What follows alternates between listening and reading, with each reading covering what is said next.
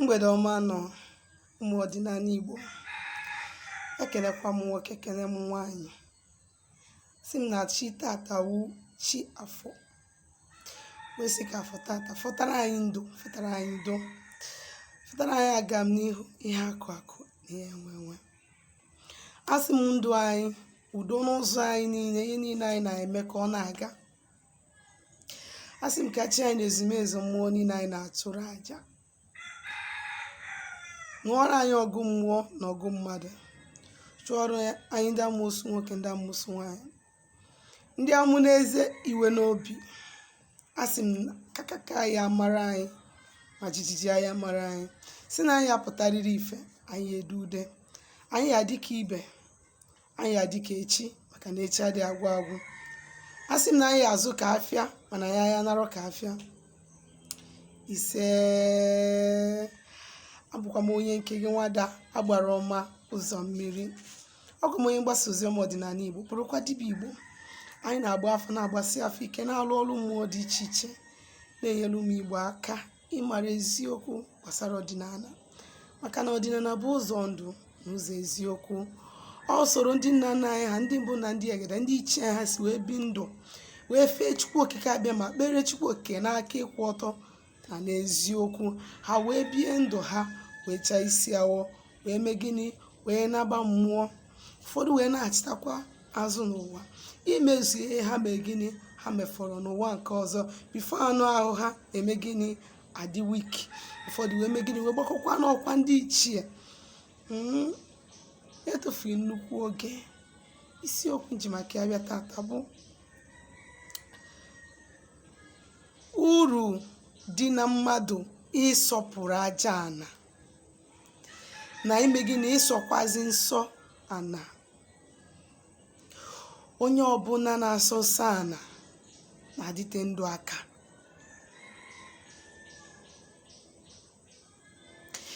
Onye ọbụla na-asọ nsọ ana na-enwe ogologo ndụ. Ọgwụ anara atụ ya, mmadụ eyi egbu nwuri ya. Yes, maka na mbụ na mbụ bụ ọ bụrụ isi I am a righteous person, adị m etinye ọfọ n'ogu. Akụzibuo na m ihe gbasara ọfọ n'ogu. I am a righteous person, ihe na-amara amahụ m, as far as na m etinye ha aka n'ihe ọjọọ, mmadụ anyị egbunwuro m. Nwan, ka m gwa gị, ị na-akọrọ onwe gị akụkọ n'if akụkọ ka ị na-akọ. Ahụtụola m a lot of people na-asọ nsọ ala, yet ha nwụrụ n'oge ruru. A lot of people si na ha na-asọ nsọ ala ka ha si ghọta by ibi ndụ ha fili na ọ dị mma, ikwuru n'eziokwu mgbe ọbụla, na ịgbara ihe ọjọọ ọsọ. Afụgo m so many people na-ebi ụdị ka ndụ a, yet their life na mmadụ ende nwere ya for them. Mbụ na mbụ, ọ dị mkpa, o nwere a great importance and advantage mmadụ ịsọ nsọ ana na ịsọpụrụ aja ana. Ofu bụ gịnị, ịsọ nsọ. Ofu nke ọzọ bụ gịnị, ịsọpụrụ ya. Ịsọ nsọ ma ga asọpụrụ aja ana, then ihe na-eme adịrọ complete. Kedu ka ị ga-esi wee sọpụrụ aja ana? Na mbụ, ọtụtụ ndị mmadụ dị ndụ wee nọ mmadụ ụwa. Ọ bụrụ obodo niile na Igbo kwenyere na ya, mana ihe m na-agwa gị bụ ihe dị obtainable. Ihe m na-eme wu ihe m ma na ọ dị, ọ bụrụ ihe mmadụ si m kwere na ọ dị, mana m nwa mana ọ dịrọ. Ọ dị obtainable. Mmadụ na-adị ndụ anọ mmadụ ụwa, arụsị na-anọ mmadụ ụwa, mmadụ na-anọ nwa ọ mụrụ n'afọ ya ụwa. Na mbụ, gị nwa bụ onye Igbo, ịghọta na mmadụ na-anọ ụwa, mara na mmadụ na-eme gịnị, na-echukwachi ya. Ịchụkwachi ya mgbe ịsọpụrụ ya by gịnị, inye ya oke dịrị ya. Na mbụ, ọzọ bụ ụfọdụ ndị nọrọ mmadụ ụwa nwụọna, tupu ha eme gịnị wee nọ mmadụ. Ụfọdụ dị ndụ wee nọ mmadụ ụwa ha anọteghịzi aka. Dịka onye nọrọ m ụwa adịghị m ọnwa 4 ka a sị akụkọ si kọ amahụ m mgbe ọ nwụrụ. Enwere a lot of people dị ndụ ndị ha nọrọ ụwa ka dị ndụ. Enwere my blood brother, my uncle nọrọ ụwa. That my brother bụ my uncle nọrọ ụwa ụzọ wee nwụrụ. Ha na-agwa gị bụ pure. You understand? Na mbụ ịghọta that enwere reincarnation. Ihe a bụ ihe dị n'ala Igbo. Mara that na onye nọrọ gị dịgodu ndụ na o nwere arụsị na-eso onye nọrọ gị. You should pay homage to mmụọ aha. Onye a bụ ịsọpụrụ ala Igbo. Mmụọ dị n'ala Igbo. Another thing bụ ị mara that enwere ancestors. O nwere ndị nọ tupu amụọ nna gị na nna nna gị. O nwere ndị mụwa before you came into existence. Esiro n'eluigwe wee tụfuo gị. Ị bịa n'ụwa bịa nọrọ. Ọ mmadụ mụrụ gị. Mmadụ mụrụ mmadụ wee mụọ mmadụ wee mụọ mmadụ mmadụ wee mụọ gị. You realize that na enwere importance of aligning yourself, identifying with those entities which a na-akpọ ndị ichie mụọ gịnị mmụọ aja na be nna gị na ikwu nne gị. Maka ọ bụrụ many of them gbagoro n'ọkwa ndị ichie. Ịghọtago? Enwere ụmụaka na-amụ na ngwuru anwụrụ. O nwere like that my brother na-ekwu ọ dị 14 years mgbe ọ nwụrụ. You understand? So ụtọ ọnụ kịta ọ nwụọna but mụ nweta nọ na-abụ nnọkwa eweta m ihe gbuo ya siere ya n'ihe ọ ihe omelụ m ya. Ịsọpụrụ mmụọ ahụ kwanyere ha ugwu nye ha oke dịrị ha. Ọzọ dịka ịbịa ụfọdụ arụsị dị na ngwuru, ụfọdụ bụ arụsị dị obodo niile nwe. Onwe nke bụ ngwuru sọsọ nwe ya. Ịkwanyere mmụọ maka mmụọ niile bụ n'aja ana ka ha nọ. Mmadụ nwụrụ enye ya n'ala. Ọnya bụ mmụọ niile bụ n'aja ana ka ọ nọ. Arụsị, o nwere arụsị dị n'obodo anyị. Arụsị ahụ ebe enyiri ya ma onye ahụ bụ mmadụ before. Onye ahụ bụ mmadụ. Villages ọ mụrụ n'obodo a ka nkụ. Ebe enyiri ya ma ana m epe homage to ebe enyiri ya because mmadụ nwaanyị anara aba n'okwu mmụọ ya. O nwere ebe nwaanyị na-ejedebe. You identify with all those forces and then sọ ihe ha na-asọ. Mmụọ ọbụla dị n'ala Igbo na-asọ nsọ mmadụ ịkwapụ ọbara n'ụdị ọbụla. Nwaanyị nọ na di ịgba n'iro n'ụdị ọbụla. Ị nwere any excuse. Ị na-eche ha anadịghị anya. Ị mara na onye a na ị chọrọ ya. Ịnụọ ya ịkwanyere onwe gị ugwu. Maka na mgbe ọbụla ị na-eme ihe ọbụla ị na-emetọ mmụọ dị n'ala. Anụ mmụọ dị n'ala ahụ na-azụ ụkwụ ga na-eme gịnị ha ga na-apịawa gị azụ. Iso nsọ ha na-asọ dịka ịnapụ mmadụ ihe ya n'ike, dịka izu ori, dịka imegide mmadụ, igbu nwoke igbu nwaanyị. O nwere mmanụ mmalụ ihe tinyere ya n'ọnọdụ ọnọbụ nwunye mmadụ. All these things are gịnị ihe mmụọ dị n'aja ana Igbo na-asọ. Mana nke bụ eziokwu bụ gịnị ịsọpụrụ ha wee mekwa gịnị wee mee gịnị wee na-asọ nsọ ha na-asọ. Mmadụ anyị egbunwuro gị. Ọgwụ anyị atụnwụrọ gị. Onye na-eme ego ya ka ọ na-ewest. Ọ dịka ebe a na-asị a na-awụ mmiri n'okwute. A na-awụ mmiri n'okwute. Mmiri anara abụ okwute n'ahụ. Mmiri m ugo ọsụ ugo ahụ.